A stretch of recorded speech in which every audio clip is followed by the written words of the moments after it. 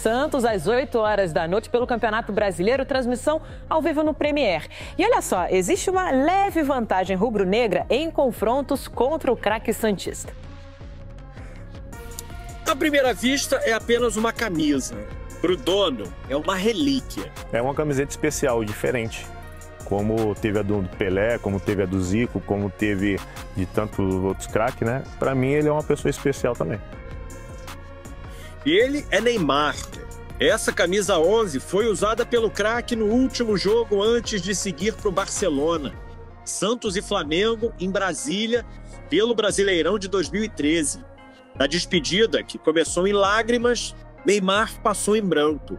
O então zagueiro do Flamengo, Renato Santos, não. Quando acabou o jogo, ele estava perto de mim e falei, pô, vamos trocar a camiseta? Aí ele falou, vamos. Ele, na época, era um menino, assim, diferenciado, né, em todos os aspectos. E aí eu percebi dentro de campo isso. Ele é uma pessoa que tem uma energia diferente.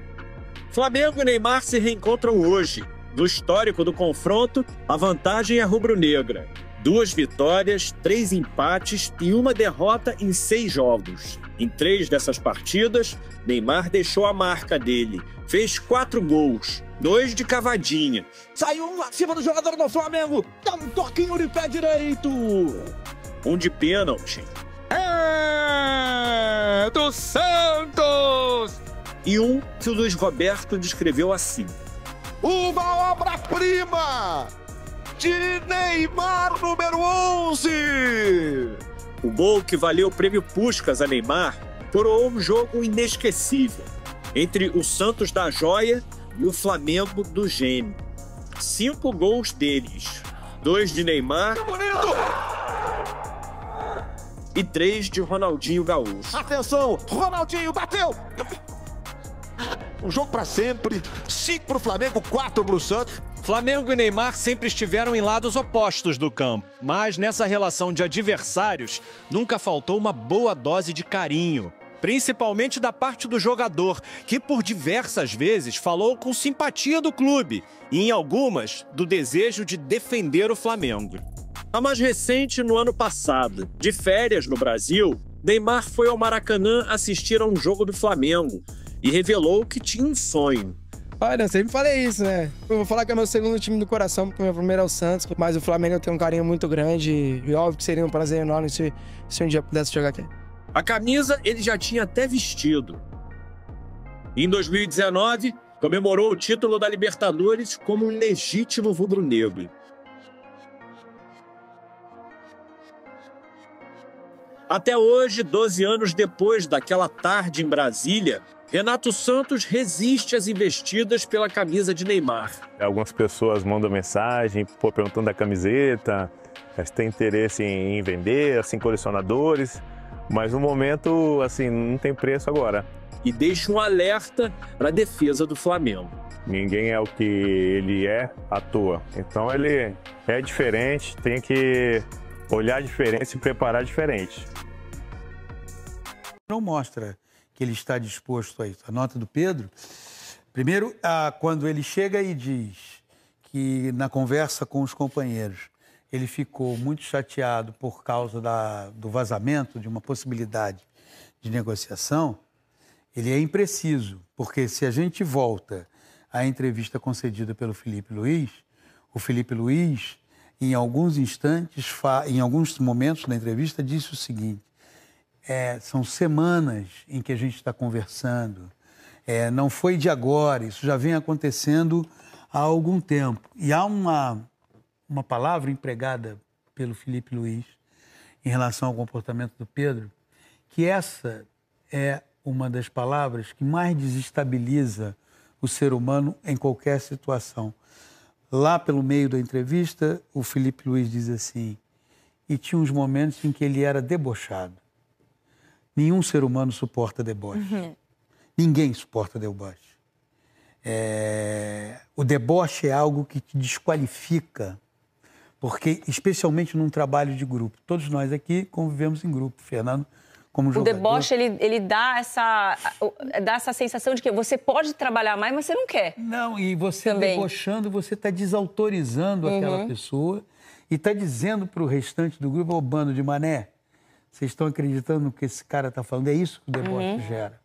Essa palavra foi pouco explorada em relação à entrevista do Filipe Luiz. A nota, inclusive lida ontem neste Seleção, ela me surpreendeu por não haver, como bem observou a Ana, um exercício de humildade. Qual é o exercício de humildade? O exercício de humildade é, primeiro, pega a entrevista que o técnico deu, né? Quem o assessora, as pessoas que estão ali com ele, disseca a entrevista. Quando for falar com os jogadores, fala com os jogadores, são seus companheiros de trabalho, e entende que cometeu algo que pode ter decepcionado os companheiros de trabalho. Então, galera, pô, sei que vocês aqui, enfim, vocês me conhecem, pisei na bola, coisa e tal. Aí ele vai para cima do técnico. Por isso que hoje ele não está relacionado, não surpreende, porque a situação no momento, ela tem uma interrogação a acompanhá-la. Porque eu vou lá, não peço desculpa aos que trabalham comigo, né? Poxa, fui lá, falei, expliquei, que não é verdadeiro, 100% verdadeiro, que essa indolência nos treinamentos está diretamente ligada ao vazamento. Ela é anterior, e aí a gente que circula, apura, meio do futebol, o Dorival falou lá atrás, o Rogério Ceni falou lá atrás, Davi o São Luiz Paulo falou falou lá atrás. Enfim, então, ela não está condicionada apenas a um vazamento de uma apuração precisa e jornalística feita pelo Mauro César Pereira. Pois bem, então vai lá e diz para os jogadores, pô, vacilei com vocês, coisa e tal, não sei o quê. E a outra é a seguinte, eu tenho que conversar com o treinador. Porque concordo que o José Boto, até esse instante, esse não é o papel que se espera de quem é o executivo de futebol. Tá? Mas isso é um mundo que a gente entende como ele deveria funcionar. Quem foi lá e falou foi o Filipe Luiz, respaldado pela direção do clube, e penso eu, gostaria de ouvir do Praz, também sabendo que não iria contrariar os jogadores. Porque você só toma esse tipo de atitude que o Filipe Luiz tomou, não é só porque a diretoria te legitima, é porque o grupo também diz, olha, tá tudo bem, beleza, pode ir. Não, para chegar nisso, Paulo, ele tinha que estar olhando para os jogadores, os jogadores já olhando para o Filipe. E aí, Filipe? Tu não vai fazer nada, cara? Pô, tu não vai... Mas a informação, a apuração do Caimota é exatamente essa, e de todos os setoristas do GE.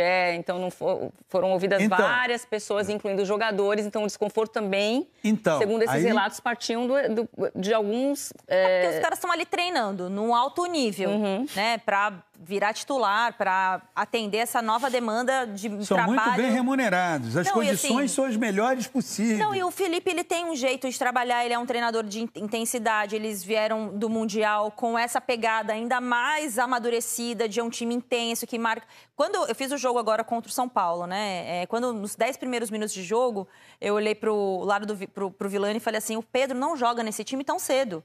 Porque, assim, é um ataque completamente intenso, móvel, fisicamente importante para o time. Então, você está lá buscando os principais índices de velocidade, de deslocamento, de intensidade, de aceleração. E aí, o seu principal atleta, né? O principal camisa 9 do Brasil não está respondendo e se acha no direito de ironizar o que está acontecendo no trabalho. É aquilo. A gente tem dias que a gente está péssimo, né? Gente, assim... Todos nós, assim, tem dias que eu também... causa problemas. Só que, assim, eu tenho a humildade de falar assim, então, eu dependo do que acontece no final do mês, que cai na minha conta. Então, eu acho que, às vezes, falta um pouco essa noção de que você não está acima de tudo. Exatamente. Não, eu estou acima do treinador, eu sou o camisa 9 do Flamengo, eu sou o camisa 9 desejado pela seleção brasileira. Eu acho que, às vezes, falta esse exercício de falar assim, então, agora esse time está jogando sem mim. E é essa sensação que dá o Flamengo toda semana. O Flamengo do Filipe Luiz hoje não precisa do Pedro. E aí, só para concluir, ele fala com os jogadores. Ok. Né? Não pediu desculpa, mas enfim, conversou com os jogadores.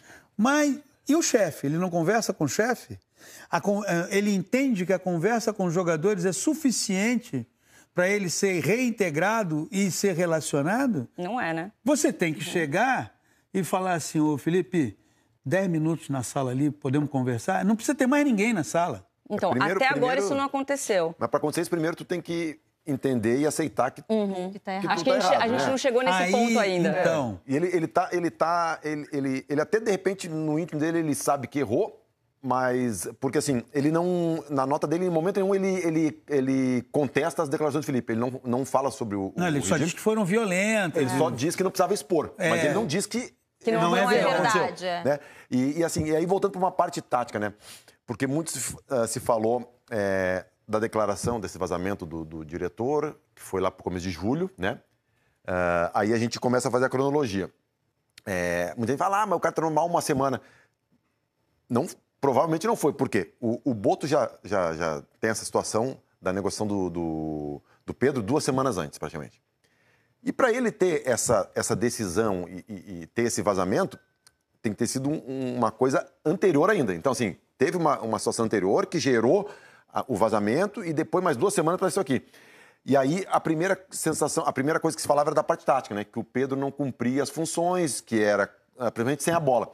Aí algumas pessoas falam, mas o atacante tem que fazer gol. O Pedro tem que fazer gol, bota o Pedro que ele faz gol. Fala isso pro Harry Kane. Aí eu vou usar esse exemplo. Pedro na final de domingo. Fala isso pro Harry Kane. A gente tá com a Copa do Mundo de Clubes muito fresca na nossa memória, né? Eu vou usar 2 exemplos, de um jogador com característica diferente e outro com uma característica similar. Dembélé é uma característica diferente, mas é um atacante. 35 gols na temporada. E marcou que nem um condenado. Com 2 a menos, o PSG foi pra cima e fez aí um gol. Mas a característica do Dembélé é diferente. Harry Kane. Levou 40, um cartão amarelo 41 gols. 41 gols no Ayrton Lucas. E aí depois tem uma jogada que ele volta, não me lembro se é contra o Real Madrid, que ele diz pro zagueiro não sair, que ele vai na cobertura, ele dá um carrinho, dá outro carrinho. Então, assim, não é porque o Felipe Luiz está tendo uma ideia maluca. Não, isso é o futebol de hoje. Não tem mais essa, não. Deixa ele lá que ele vai fazer 30 gols. Beleza, a que custo? Porque para ele fazer 30 gols, o cara do lado vai ter que fazer uma função dupla. E aí vai ser prejudicado, e vai tomar quantos gols lá atrás, vai recuperar quantas bolas. Então, assim, é muito mais amplo. Então, não está ligado só a essa última semana.